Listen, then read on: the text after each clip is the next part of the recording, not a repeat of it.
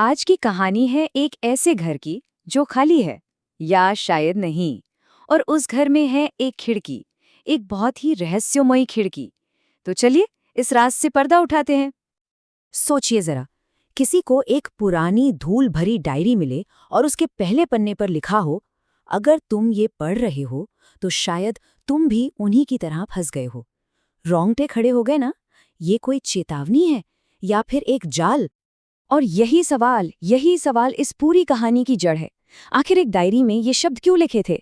इस बात का पता लगाने के लिए हमें कहानी की शुरुआत में चलना होगा, वहीं जहां से ये सब शुरू हुआ। तो बात शुरू होती है रोज के एक अजीब पैटर्न से। कहानी का जो किरदार है राहुल, वो रोज अपने ऑफिस एक ही रास्ते से जाता है और उसी रास्ते में पड़ता है वो घर जहां से ये सारा रहस्य जन्म लेता है। हाँ, तो ये है मकान नंबर 47। एक पुराना टूटा फूटा सा बंगला। आस पड़ोस में हर कोई यही कहता था कि भाई ये घर तो सालों से बंद पड़ा है, एकदम वीरान। और यहीं से ना एक बड़ा अजीब सिलसिला शुरू होता है।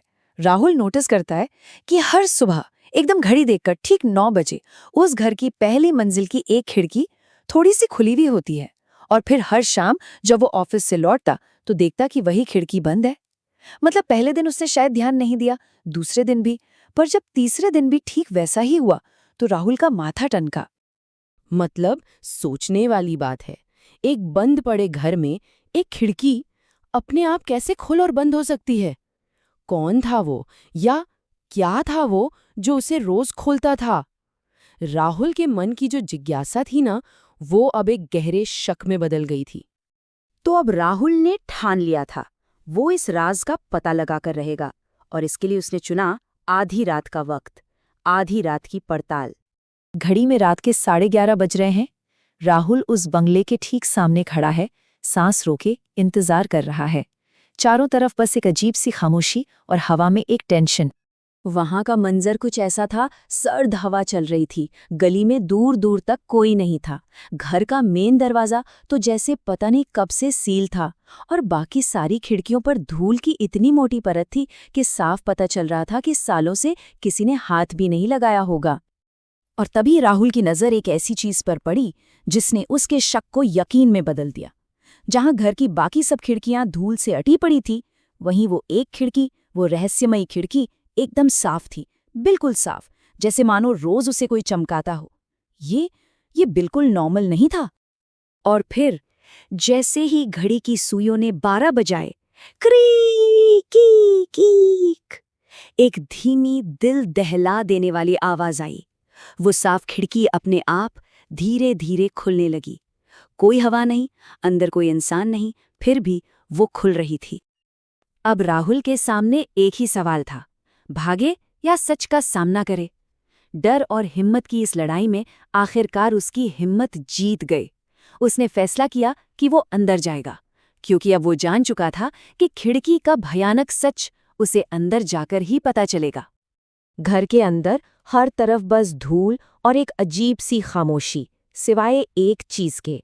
एक कमरे में ठीक बीचों बीच एक धूल भरी मेज पर रखी थी एक पुरानी डायरी। राहुल कांपते हाथों से उस डायरी को खोलता है, और पहले ही पन्ने पर उसे वही शब्द लिखे मिलते हैं, अगर तुम ये पढ़ रहे हो तो शायद तुम भी उन्हीं की तरह फंस गए हो। लेकिन इस बार फर्क था। अब ये सिर्फ एक डरावनी लाइन नहीं थी, ये एक सीधी चेतावनी थी, और राहुल उस घर के अंदर उस डायरी के साथ बिल्कुल अकेला था। जैसे ही वो अगला पन्ना पलटता है, राज और गहरा हो जाता है। उसमें लिखा था, मेरी मौत इसी कमरे की उस खिड़की के सामने हुई थी। अब ये रहस्य सीधा मौत से जुड़ चुका था। और फिर उसे उस रोज के पैटर्न का जवाब मिलता है। डायरी में आगे लिखा था, हर 12 बजे मैं वापस आके खिड़की खोलता हूं। तो ये थी वजह, ये उस आत्मा का काम था। लेकिन असली खौफनाक सच तो अगली लाइन में था। वो आत्मा खिड़की क्यों खोलती थी? डायरी कहती है, और जिसकी भी नज़र मुझ पे पड़ जाती है, मैं उसे अपनी जगह बना लेता हूं। मतलब वो किसी को बाहर देखने के लिए खिड़की नहीं खोलता था, बल्कि किसी को अंदर खींचने के लिए। जो भी उसे देख ले, वो अगला शिकार बन जाता था। ये पढ़ते ही राहुल के होश उड़ गए। उसके पैरों तले से जमीन खिसक गई। उसने डायरी वहीं फेंकी और अपनी जान बचाने के लिए उस घर से बाहर भागा। और जैसे ही वो दरवाजे से बाहर निकला, पीछे से खिड़की के जोर से बंद होने की आवाज आई। स्लैम। अब शिकार अपने घर पे था। हाफते कांपते राहुल अपने घर पहुंचा। उसे लगा कि अब वो बच गया, पर रात के 2:30 बजे उसके अपने बेडरूम में क्रीक ईक ईक, वही आवाज, ठीक वही आवाज। उसके अपने कमरे की खिड़की अपने आप खुल रही थी। वो खौफ उसका पीछा करते हुए उसके घर तक आ पहुंचा था। और तभी उसके फोन पर एक मैसेज आता है, एक अनजान नंबर से। मैसेज में लिखा था, डायरी वापस कर जाओ, खिड़की का नया रखवाला तुम हो। अब कोई शक नहीं था, वो आत्मा राहुल को चुन चुकी थी। राहुल का दिल जोर जोर से धड़क रहा था। तभी फोन की स्क्रीन फिर से जल उठती है। एक और मैसेज, सिर्फ 2 शब्द, मैं बाहर हूं। वो खौफ अब दूर नहीं था, वो ठीक उसकी खिड़की के बाहर खड़ा था।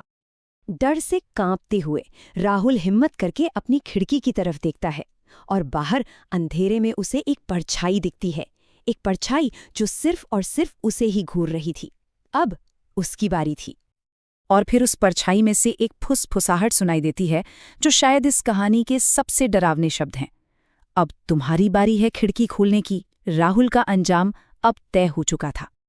तो आखिर में सवाल यही बचता है, राहुल का आगे क्या हुआ होगा? क्या अब वो मकान नंबर 47 की खिड़की हर रात ठीक 12 बजे राहुल खोलता है? ये कहानी हमें इसी एक अनसुलझे और खौफनाक सवाल के साथ छोड़ जाती है। एक ऐसा सवाल जिसका जवाब शायद हम में से कोई नहीं जानना चाहेगा।